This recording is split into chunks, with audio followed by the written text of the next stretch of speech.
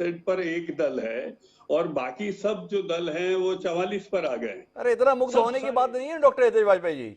412 सीटें थी 1984 के चुनाव में कांग्रेस पार्टी की, आज दहाई में आंकड़े में सिमटी हुई है। अभी आप उससे बहुत पीछे हैं।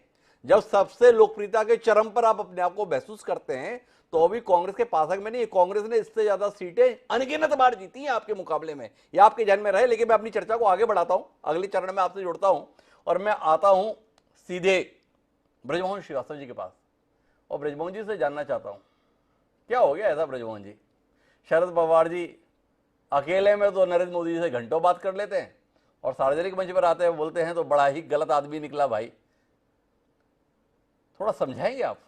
हम समझ नहीं पा रहे आप लोगों की पीड़ा को, आपकी मनोदशा को, आपके संकट को। मैं सोचता हूँ आदरणीय शरद पवार साहब ने जी कोई ऐसा ऐसा कटाक्ष नहीं किया है जिसको हम इतना अन्यथा लें। जी उनका कहना ये, उन्होंने जो कहा, किसी ने जी प्रश्न पूछा उनसे जी कि आदरणीय नरेंद्र मोदी साहब ने कहा था कि वो आपकी उंगली पकड़ के राजनीति में आए, जी तो उन्होंने ये जवाब दिया उस पत्रकार को कि बिल्कुल ठीक बात है, उन्होंने ये कहा था, पर मुझे नहीं मालूम था कि उंगली पकड़ने वाला व्यक्ति इतना ताकतवर होगा। जी तो ये तो उन्होंने उनकी प्रशंसा की है। तो मैं सोचता हूँ इस पे अन्यथा लेने की तो जरूरत नहीं है, लेकिन जो एक प्रश्न इससे जुड़ा हुआ है, जी आदरणीय शरद पवार साहब ने यह कहा कि ये समय आ गया है जब सारे उन राजनीतिक दलों को जो भारतीय जनता पार्टी की विचारधारा से सहमत नहीं है और जो ये मानते हैं कि इस देश में लोकतंत्र को पूरी तौर से तहस नहस करने का काम चल रहा है और इसके लिए भारतीय जनता पार्टी को रोका जाना जरूरी है। जी जो लोग इस विचारधारा से सहमत है, जो इस बात पे विश्वास करते हैं, ऐसे सारे लोगों को एक कॉमन मिनिमम प्रोग्राम बना के, न्यूनतम जिसके आपने अभी हवाला दिया, वो कार्यक्रम बनाने के साथ हम लोगों को एकजुट होने का काम करना चाहिए। दूसरा, उन्होंने इसके बहुत पहले इस बात को कहा था कि जिस राज्य में जो राजनीतिक दल मजबूत है उसको वहां हम ये अवसर दें कि वो अपने प्रत्याशी को ज्यादा से ज्यादा चुनाव जिता के ला सके। जी उसके पीछे आदरणीय शरद पवार की मंशा ये रही है कि वहां हम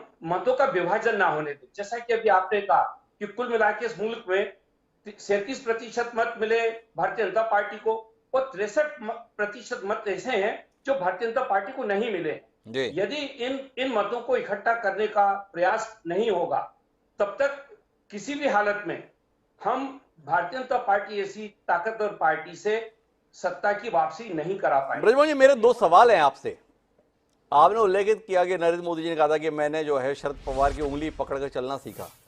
हमने इतिहास के पन्नों में पढ़ा यह है कि जो गुरु होता है शिष्य उसे गुरु दक्षिणा देता है, पर यह उल्टा है। पवार जी अभी भी नरेंद्र मोदी जी के इतने बड़े मददगार क्यों होना चाहते हैं, ये बात हम नहीं समझ पा रहे।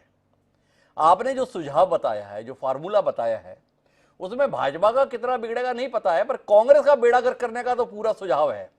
कांग्रेस राष्ट्रीय पार्टी के तौर पर कहीं कुछ रह ना जाए, उस किस्म का सुझाव माननीय शरद पवार जी का है। जो जिस राज्य में मजबूत है क्षेत्रीय दल, वो अपने लड़ा दे और बाकी हट जाए। कुल मिलाकर कांग्रेस को मैदान से हटाने के संदर्भ में जो आपका विनम्र सुझाव है, इसको क्या माने, एक। और दूसरा, आपसे जानना चाहता हूं, ये भाजपा मुक्त भारत, इस संकल्पना के साथ हैं आप या खिलाफ हैं? इस पर भी दृष्टि दे ही दीजिए। देखिए, इस मामले में मैं केसीआर साहब की प्रेस कॉन्फ्रेंस को मैंने बहुत गंभीरता से सुना जी। उसमें उन्होंने ये कहा था कि भारत बीजेपी मुक्त भारत का नारा देना चाहिए। उन्होंने ये सुझाव दिया है लोगों के बीच में कि क्या आप इस नारे से सहमत हैं? लेकिन मैं ये समझता हूं एक राजनीतिक कार्यकर्ता होने के रूप में कि किसी भी राजनीतिक दल के वजूद को समाप्त नहीं किया जा सकता। जैसे कि जब आदरणीय नरेंद्र मोदी साहब ने कहा था कि मैं भारत को कांग्रेस मुक्त बनाना चाहता हूं जी, मैंने उस समय भी इस बात को बहुत स्पष्ट रूप से कहा था कि ये हसीन ख्वाब देखने का हक तो हर एक को है, लेकिन ये कभी हो नहीं सकता कि किसी राजनीतिक दल का कोई वजूद खत्म कर।